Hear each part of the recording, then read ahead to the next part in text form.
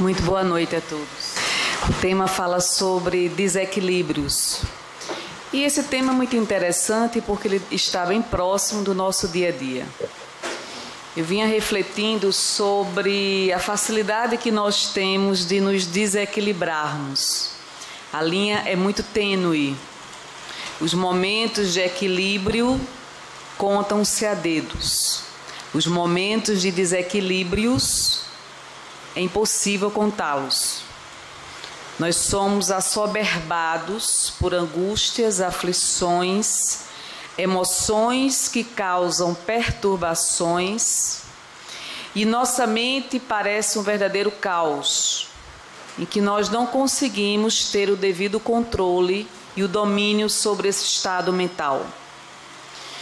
É impressionante o quanto nós nos acicatamos pela dor. A dor é um dos caminhos que nos leva ao progresso espiritual, mas não necessariamente o único. A dor se instala quando nós fugimos às leis naturais. E é preciso nós admitirmos que somos capazes de sentir algumas dessas emoções e, por que não dizer, sentimentos que nós vamos apresentar na noite de hoje. Não que tenhamos a intenção de esgotar o tema nessa palestra, apenas iremos pincelar algumas nuances que são fundamentais para que nós possamos refletir sobre esse tema.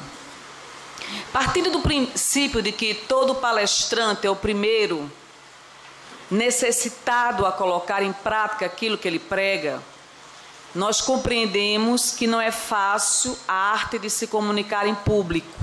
É de uma grande responsabilidade. Nós somos acompanhados por uma nuvem de testemunhas, espíritos que nos observam atentamente, detalhadamente. Se aquilo que nós estamos pregando em público é aquilo que nós colocamos em prática no nosso dia a dia. Só isso já nos dá uma dimensão da responsabilidade do que é falar em público. Uma responsabilidade fenomenal. Todos nós temos inúmeras responsabilidades. Todos nós temos inúmeros desafios, altos e baixos, períodos de relativa tranquilidade e períodos de extrema turbulência emocional e, por que não dizer, espiritual. Nesses momentos em que nós oscilamos nessa falta de vigilância mental e emocional, somos muito vulneráveis aos fatores externos que nos desequilibram emocionalmente, assim como nós somos vulneráveis quanto aos fatores internos que existem como lacunas que não foram devidamente trabalhados, em decorrência do desconhecimento de quem somos nós. Então eu queria mostrar para vocês uma citação do Livro dos Médiuns. Antes da citação do Livro dos Médiuns, eu queria mostrar para vocês o quanto é importante nós termos cuidado com aquilo que nós dizemos.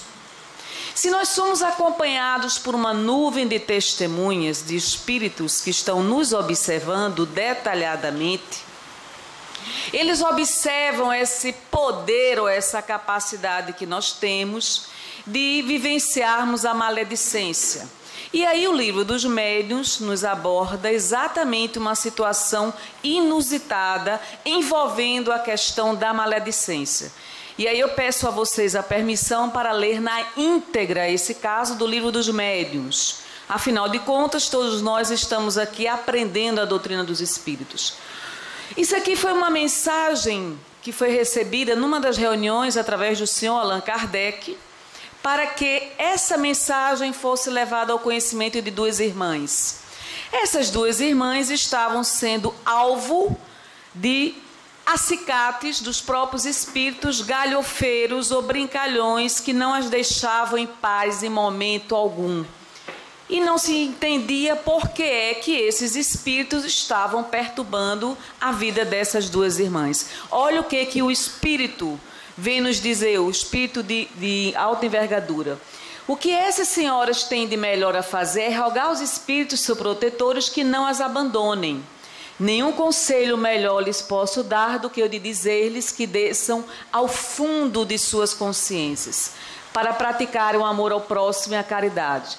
Não falo da caridade que consiste em dar e distribuir, mas da caridade da língua. Pois, infelizmente, elas não sabem conter as suas e não demonstram por atos de piedade o desejo que têm de se livrarem daquele que as atormenta.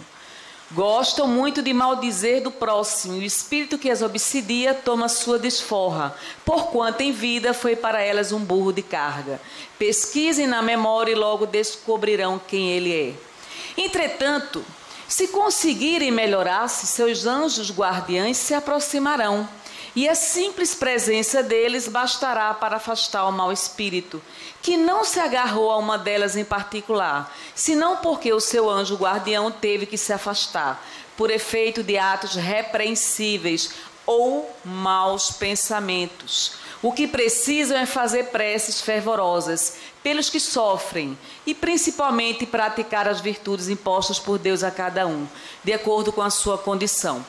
Allan Kardec teve dúvida se iria repassar na íntegra esta mensagem que foi dita, e novamente o Espírito veio e disse: para espíritos, para criaturas endurecidas como ela, é necessário que o Espírito seja tocado por uma linguagem mais difícil, mais rude.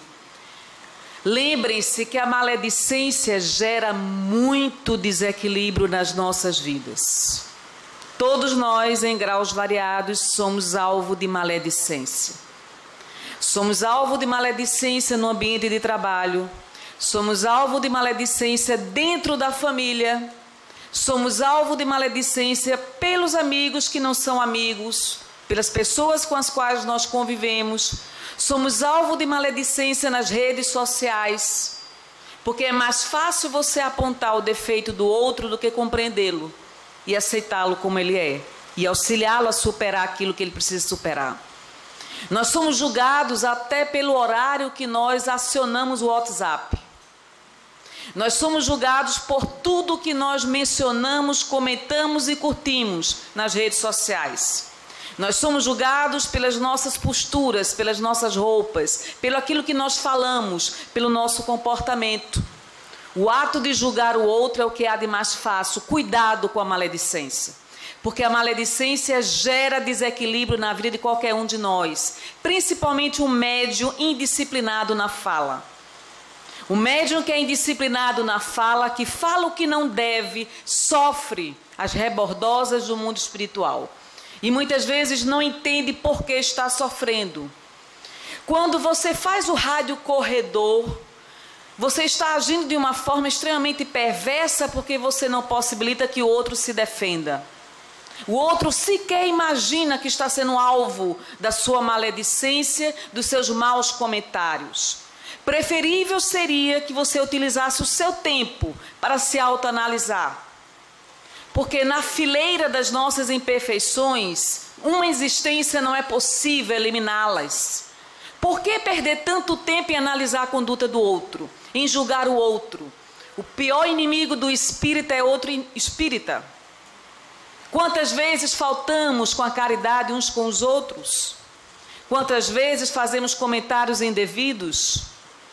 Só que o coração está cheio de sentimentos negativos e a boca fala aquilo que o seu coração está repleto. Maledicência gera desequilíbrio na vida de qualquer ser humano. Nesse ímpeto de falar sobre a atitude alheia, você é invigilante quanto a si próprio.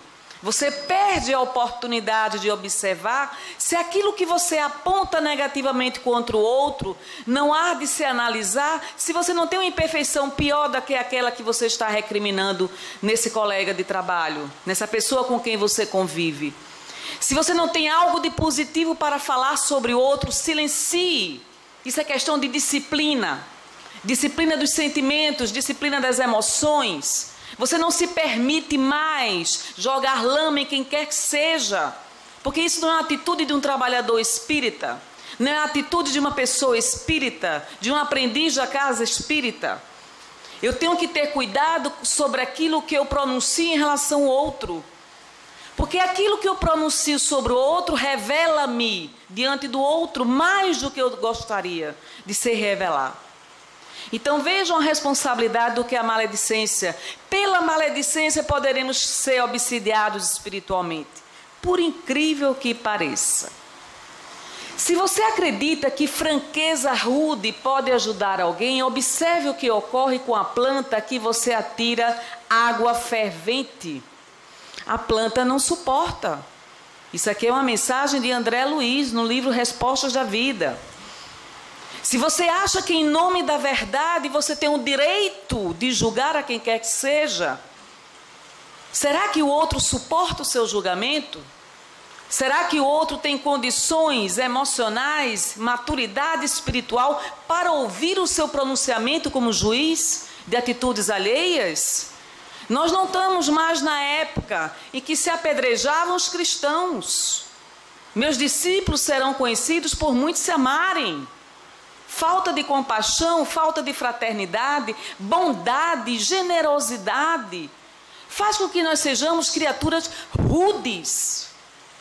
Criaturas que estilhaçam o outro pelo olhar, que emanam sentimentos negativos contra as pessoas. Basta que o outro contrarie uma tecla do meu interesse, eu me revolto contra essa pessoa, tornando-a inimiga, quando antes eu chamava de amiga. É isso que nós fazemos no nosso dia a dia com as pessoas que nós dizemos amar? Silencie, porque o silêncio é um ato de caridade profundo. Se você tiver que chamar a atenção, chame em particular. Nunca expondo a pessoa diante de outras pessoas. No ambiente de trabalho se chama assédio moral. E é o que mais acontece no ambiente de trabalho, pela alta competição entre as pessoas. As pessoas não compartilham. Não é um ambiente humanizado, é um ambiente de competição. Para que eu possa brilhar, eu tenho que apagar a luz do outro. Impossível isso numa atitude cristã. Nós somos espíritas, inclusive no ambiente de trabalho também. Cuidado com esse instinto altamente competitivo. Só você tem que brilhar, só você tem que ser o melhor do que as demais pessoas. Por que essa necessidade? Esse egocentrismo que lhe enaltece diante dos outros. Para que eu me enalteça, eu tenho que rebaixar o outro. Eu tenho que mudar esse comportamento. Angústia. Angústia é um sentimento que todos nós sentimos em graus variados. Tem momentos que nós choramos e é um choro de dor profundo. Tem momentos que a vida foge do nosso controle e nós não compreendemos o porquê de determinadas situações estarem ocorrendo.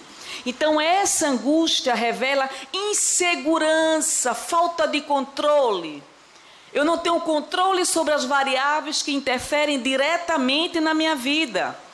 Então isso me deixa angustiada, eu não consigo ter uma visão quanto ao futuro. Eu assisti uma palestra de um neurocientista lá no Ceará, em que ele dizia que existem 3 situações que nós vivenciamos no nosso dia a dia. Pessoas que vivem prisioneiras do passado, e são essas pessoas que são altamente depressivas porque não conseguem viver o presente atual. Pessoas que vivem prisioneiras ao futuro, desenvolvem um alto teor de ansiedade por aquilo que precisam concretizar e não concretizam, porque a visão está voltada apenas para a felicidade futura, esquecendo de vivenciar a felicidade do presente atual. E pessoas que são bem resolvidas com o passado, vivendo na plenitude do presente atual, semeando um bom futuro. Essas pessoas são pessoas que se contam a dedos, porque ou nós somos prisioneiros de um passado ou somos prisioneiros de um futuro que não se concretizou. Então, a angústia é decorrente de fatores psicológicos que geram instabilidade no comportamento de cada um de nós. Quem não se angustia diante das dificuldades financeiras e materiais? Quem não passa por atribulações, sobretudo no momento atual, onde o mar de corrupção surge como um câncer generalizado no nosso país? Quem de nós não passa por angústias por não ter muitas vezes o domínio e o poder de intervenção sobre determinadas situações? Então, essas cargas de ansiedade que geram consequentemente o medo, em decorrência da própria instabilidade, lhe leva a sair do seu eixo de centralidade.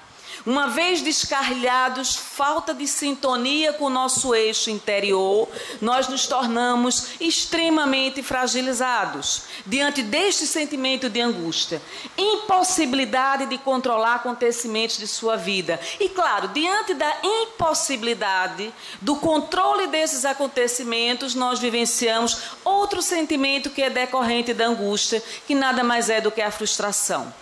E nessa frustração, nós desenvolvemos uma alta carga tóxica que se aspira lentamente, envenenando-nos por um outro sentimento que a gente vai falar mais adiante, que é a tristeza. E eu vou mostrar a vocês as consequências desses sentimentos a nível orgânico. Quem pensa que esses sentimentos nos afetam apenas emocionalmente é um ledo engano. A somatização desses sentimentos e emoções. Raiva. Quando nós temos um sentimento de raiva, a raiva é a irmã gêmea da irritação. Nos irritamos diante das situações imprevistas que fogem do nosso controle e que muitas vezes, a partir do julgamento, nós condenamos o ser que não satisfez o nosso desejo. A nossa tendência é a reação. Então, quando nós reagimos movidos pela raiva, nós ofendemos e agredimos, muitas vezes, numa proporção muito maior do que o alvo que nós fomos vítimas. Então, essa capacidade de reação, todos nós temos. Todos nós temos a capacidade de nos tornarmos pessoas enraivecidas. Termos correlatos à raiva, fúria, revolta, ressentimento, exasperação, indignação, vexame, animosidade, aborrecimento, irritabilidade, hostilidade. Certa feita, um espírito nos falou: seu calcanhar de Aquiles é a irritação. Seu calcanhar de Aquiles, vocês sabem? Mas não é que ele estava certo. E olhe que quando eu me irrito, sai de perto. Carla, a mansa e pacífica se revela. Pense, não queiram me ver irritada, tá certo? Então, a irritação é um sentimento que eu tenho que eu preciso controlar. E que isso vem à tona. E quantas vezes no momento de irritação nós dizemos coisas que nos arrependemos muito e não temos mais como voltar atrás. Uma vez dito, já foi dito, e só Deus sabe como o outro recebe aquilo que nós estamos dizendo pelo sentimento da raiva, da irritação. Se eu sou movida pelo sentimento da raiva e da irritação, o poder da minha palavra certamente será ferino, porque eu vou ferir o outro. E vou ferir naquilo que eu sei que o outro vai se sensibilizar. E com um agravante, quanto maior a intimidade, maior poder nós temos de ferir o outro. E normalmente nós ferimos mais aqueles que nós mais amamos, por alguma contrariedade, por alguma coisa que ele não nos satisfaça. Medo. Fenômeno psicológico marcado pela consciência de um perigo ou objeto ameaçador. A gente já falou sobre isso outras vezes aqui. O medo é um sentimento que nos paralisa, que nos domina, que exerce sobre nós um poder muito além do que possamos admitir, que nos impossibilita de vivenciarmos relações mais íntimas, numa entrega diante do outro, porque diante do medo de não sermos correspondidos, nós nos reservamos. Afinal de contas, você se abrir, você ser espontâneo e verdadeiro para alguém é extremamente ameaçador. O medo nos impossibilita de termos relacionamentos em profundidade. O medo nos impossibilita de verbalizarmos o quanto nós amamos as pessoas. O medo nos interdita expressões mais profundas do sentimento. O medo nos paralisa e nós precisamos vencer esse medo. É fácil? Não. Vejam quantos termos correlatos ao medo nós poderíamos citar. Ansiedade, apreensão, nervosismo, preocupação, consternação, cautela, escrúpulo, inquietação, pavor, susto, terror, psicopatologia, fobia e pânico. Todos esses sintomas que se expressam através de atitudes comportamentais fogem muitas vezes ao nosso controle racional, mas eles se expressam. E para um bom observador se torna muito visível todos esses sentimentos e essas emoções. Tristeza. A tristeza, gostaria de me detalhar um pouco mais sobre ela, porque ela gera em cada um de nós uma profunda angústia, um descrédito, um desânimo, uma descrença quanto às possíveis soluções da nossa vida. Normalmente ocorre a tristeza diante das decepções profundas, as angústias, diante dessas frustrações que ocorrem na nossa vida e que muitas vezes nós nos surpreendemos como alguém pôde fazer isso. Como alguém pôde me prejudicar dessa forma? Por que essa pessoa me traiu? Então, a tristeza vai se acumulando aos poucos e vai gerando perda de energia. Se não fosse o suficiente ainda, ela leva muitas vezes a causar dentro de nós uma série de outros sintomas que nós vamos apresentar mais adiante, além da própria depressão. Eu estava conversando, por incrível que pareça, com uma amiga ontem, e aí ela dizendo o quanto a vida dela estava assoberbada e todas as soluções que eu apresentava, ela sempre apresentava uma outra desculpa para dizer que não era possível implementar aquela solução. Nós temos que ter cuidado porque muitas vezes nos acostumamos com o sofrimento. Muitas vezes achamos que não merecemos ser felizes. Porque estamos ainda, por incrível que pareça, mesmo no sofrimento, numa zona de conforto.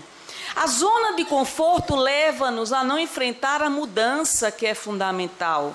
Mudança de hábito exige muito esforço. Eu não posso modificar um hábito sem alterar uma conduta anterior. Mas eu levei anos para construir essa conduta. Como é que eu vou alterar agora, na fase adulta? Mas se foi uma conduta nociva, é necessário que eu altere? Isso aí parte desde a questão do alimento até a atitude comportamental. Nós nos intoxicamos todos os dias com sentimentos negativos, pensamentos negativos, preocupações em demasia, excessos de pensamentos que nos atormentam mentalmente, espiritualmente, emocionalmente falamos o que não deve. Não utilizamos o tempo em benefício da nossa própria evolução. Cuidamos da casa, mas não cuidamos da nossa individualidade. Nos impregnamos de um personagem que não é o personagem da nossa vida real. Apresentamos um personagem para as pessoas que não é condizente a quem nós somos verdadeiramente. Queremos ser admirados por esse personagem que nós representamos. E o pior é que nós acreditamos que somos esse personagem. Ah, mas eu sou doutora fulana de tal. Você não é doutora fulana de tal, você é um ser humano. Sua profissão é um detalhe. Não lhe define como ser humano. Ah, mas eu sou mãe de fulano, beltrano e ciclano. Isso ainda não lhe define quem você é. Quem você é vai muito além de quem você faz. Quem você é a evolução espiritual que você conquistou até o momento atual. Quem você não indica a sua posição, seu status, o que você conquistou materialmente. Nada disso lhe pertence. Quem você é a sua essência. Mas eu quero ser admirada pelo carro que eu tenho. Eu quero ser admirada pela roupa que eu uso.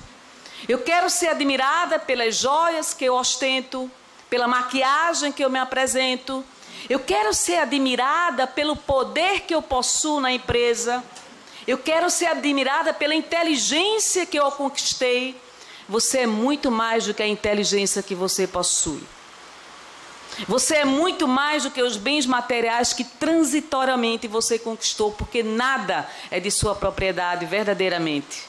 Quando você retornar ao mundo espiritual, tudo vai ficar. E aí restará você consigo próprio. Nós temos que inverter esses valores. Eu preciso admirar Pietro pelo ser humano que Pietro é. Não é, Pietro? Tá calor aqui, viu, Pietro? Começa agora só um bocado. Eu tenho que admirar Pietro pelo ser humano que ele é. Não pelo palestrante, não pelo trabalhador, não pelo pai de família, não pelo profissional apenas. Tudo isso são aspectos da vida dele. Que tipo de personagem nós estamos interpretando no dia a dia? Eu assisti uma palestra de uma monge budista, a primeira monge budista do mundo. Postei lá no Face. E ela falava sobre isso. Dalai Lama, quando conversa com qualquer ser humano, desde um presidente da nação até um trabalhador comum, ele não se impregna pelo cargo que o outro possui. Ele se concentra 100% nesta pessoa que ele está atendendo. E olhe que nós não somos acostumados a sermos admirados e amados por alguém. Basta alguns minutos de profunda atenção para essa pessoa nos conquistar definitivamente. Porque isso não é um hábito comum. Eu estou falando com essa pessoa, estou 100% concentrada nessa pessoa. Porque ela é o meu foco de atuação, ela é o meu alvo de atenção. Para eu chegar nesse patamar de consideração e compaixão pelo outro, eu tenho que evoluir muito, me desimpregnar dos personagens que nós cultivamos. Nós não somos essa aparência é transitória. Daqui a 10 anos não terei a mesma aparência de hoje. Há 10 anos atrás eu era diferente do que eu sou hoje.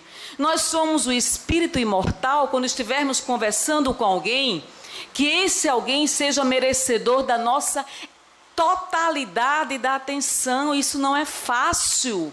Porque uma das maiores caridades que nós podemos praticar na atualidade é disponibilizar o nosso tempo para alguém. Nós não temos tempo para ouvir ninguém. Nos entedia se alguém vir desabafar conosco. Não temos paciência para escutar a angústia do outro. Achamos que é perda de tempo. E nos esquecemos que nós precisamos desabafar com outras pessoas também. Achamos que é perda de tempo dedicar-se a uma pessoa. Se eu sou incompetente para me dedicar a alguém, como eu terei competência para me dedicar a uma multidão de pessoas? Não terei, isso é uma questão de lógica. Se eu sou incapaz de amar uma pessoa, eu não sou capaz de amar muitas pessoas. E aí vem um alerta para nós. Muitas pessoas atualmente vivenciam estados de profunda tristeza, sentimento de solidão. Pessoas que precisam ouvir um bom dia, pessoas que precisam receber um abraço, pessoas que precisam de gestos de carinho. Mas eu não posso ter atitudes de carinho se meu coração está ressequido interiormente. E se eu acho que o ser humano não vale a pena ter carinho por ele. Isso é uma mudança comportamental muito profunda. A gente vai ver a necessidade, porque nos afeta inclusive organicamente. Rancor. Quem de nós não teve em algum momento rancor, mágoa, ressentimento? Quem de nós muitas vezes não nos sentimos perturbados pelo ressentimento que alguém gerou em nós? Mas se alguém gerou em nós, fomos nós que geramos e não esse alguém. Veja o que os espíritos falam sobre o rancor. Entulho psíquico. Rancor comparar-se-ia a entulho psíquico. Lixo mental. Você está se impregnando mentalmente de emoções que lhe desarmonizam espiritualmente. Você está sendo acicatado pelo espinho do rancor. Então suas palavras são duras, cruéis, ferinas, são acicates. Você não consegue transmitir equilíbrio porque você está em estado de desequilíbrio. Olha o que o rancor causa. Ácidos destruidores de alta potencialidade que consomem energia vital. Ou seja, nós não temos consciência do que as emoções geram no nosso corpo físico e perispiritual.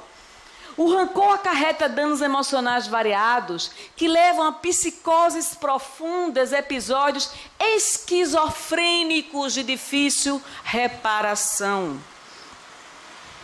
Lógico, o rancor intensificado transforma-se no ódio e o ódio enlouquece qualquer ser humano.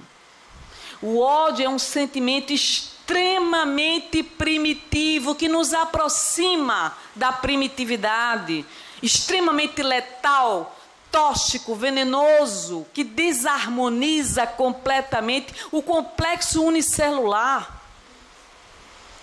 Altera completamente as emanações fluídicas.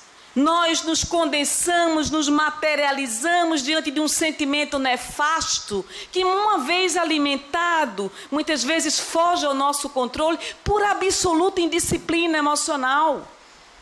Então vejam, nós achamos que o outro é perverso, nós somos vítimas dessa pessoa. E no posicionamento de vítimas, nos vitimizamos e começamos a condenar o outro porque o outro é o responsável pelo nosso sofrimento. Por mais que alguém erre conosco, nós somos os responsáveis pelos sentimentos que nós nutrimos, não a outra pessoa. Nós passamos muitas vezes numa condição de vítima a gerar sentimentos tamanhamente nefastos que são decorrentes de uma infância em desequilíbrio. Como é que nós reagimos na atualidade? Somos crianças ainda. Qual é a atitude de uma criança que se vê contrariada quando deseja ter algo e não tem? Chora, esbraveja, grita, esperneia, reclama. Nós adultos, numa infância que não foi trabalhada emocionalmente, choramos, esperneamos, reclamamos, xingamos, condenamos. Muitas vezes obsidiamos o outro encarnado mentalmente. É a nossa infância. E nós precisamos nos tornar adultos espiritualmente. Nos tornar adultos espiritualmente é se libertar desses desejos e frustrações que muitas vezes são decorrentes da não satisfação do próprio desejo. E vejam, nós descarregamos a nossa falta de afetividade, a nossa insegurança, o medo de perda, a frustração do desejo e arremessamos ondas mentais de ódio contra o outro. A que ponto somos capazes de sentir sentimentos com tamanha intensidade e que geram desequilíbrios em nós e nos outros? Se estamos perturbados espiritualmente, perturbamos os outros também. Infelizmente, não conseguimos padecer das nossas enfermidades espirituais isoladamente. Os outros se ressentem dos nossos comentários, das nossas atitudes indevidas, dos nossos comportamentos indesejáveis, das nossas emanações mentais, simplesmente porque ainda somos egoístas. Arremessamos ondas mentais de ódio até o momento da agressividade física, violência, em qualquer forma de manifestação. Por que os crimes ocorrem? Por que as discussões em trânsito muitas vezes culminam em morte?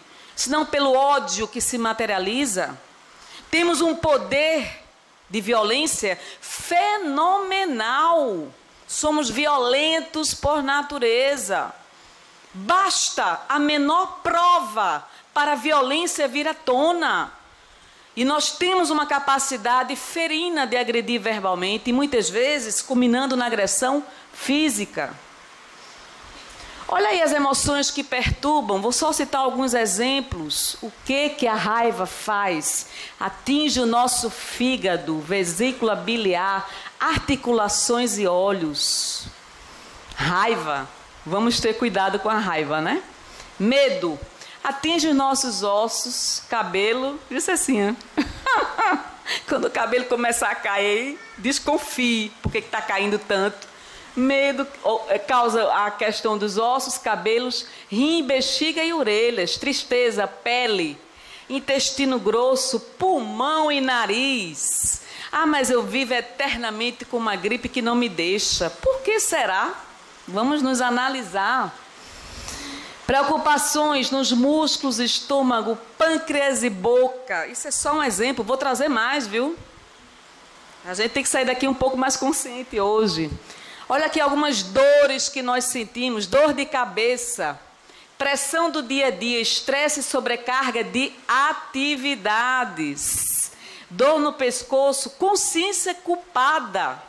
Nos sentimos culpados por alguma coisa? Será? Será que nós não temos que aprender a nos perdoar para se libertar disso? Causando acúmulo e pressão na área do pescoço. Eu sou expert nisso. Viu, Sara? Na acupuntura, haja massagem no pescoço. Tá vendo que eu sou igual a vocês? Dor e sensação de peso nos ombros, problemas em alguma área de sua vida que ainda não foram resolvidos. Nós temos assuntos pendentes? Temos. E esses assuntos pendentes geram a carga emocional que se materializa nos ombros. Dor nas costas pode ser um sinal de que a pessoa não se sente amada e apoiada. Temos sentido muita dor nas costas. Dor na região lombar, a parte inferior das costas está relacionada a problemas de finanças.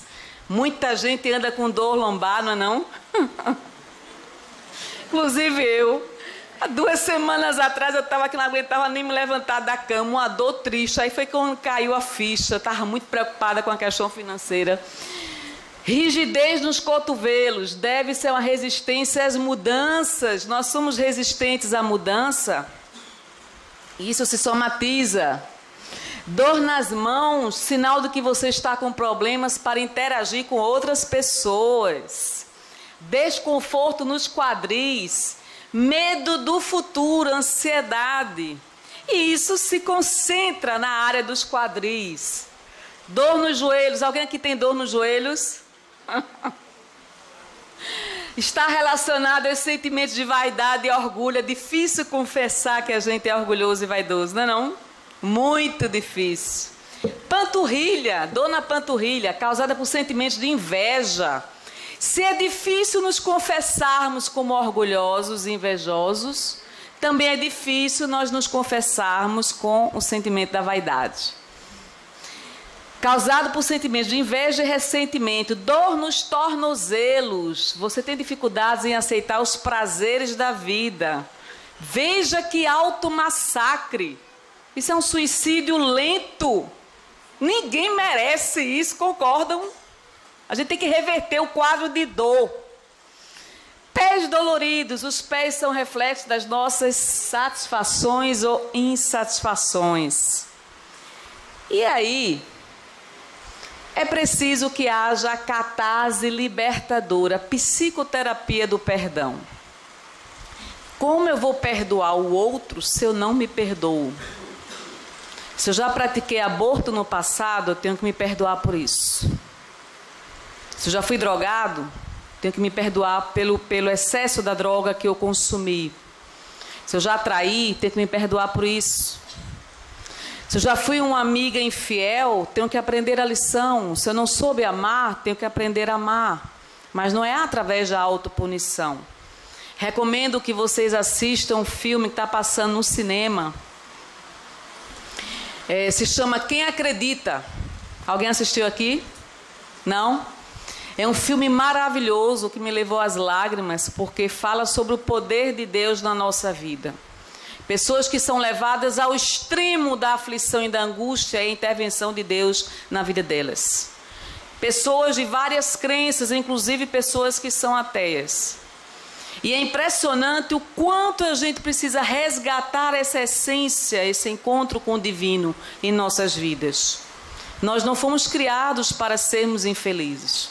Nós não temos que padecer eternamente daquelas dores.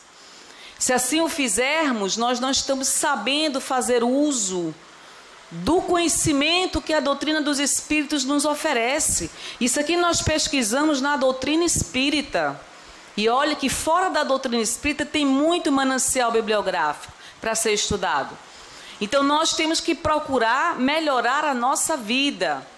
Como nós vamos melhorar a nossa vida? Só através de viagens? Só através de almoços e jantares? Não. No dia a dia. Vamos aprender a reverenciar Deus na natureza.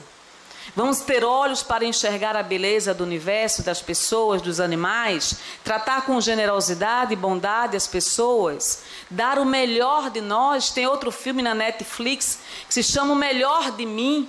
O que o amor é capaz de fazer nas nossas vidas? Nós nos tornamos melhores em nome do amor que sentimos pelas pessoas. Elas nos levam a um processo de transformação profundo. Nos levam a uma condição de doação que nós não imaginávamos que fôssemos capazes de fazer e realizar. Em nome do amor, nós poderemos ser melhores do que somos.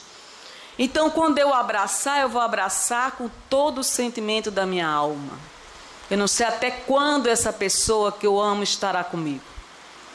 Quando eu disser eu te amo, estarei falando com os olhos, não apenas com as palavras.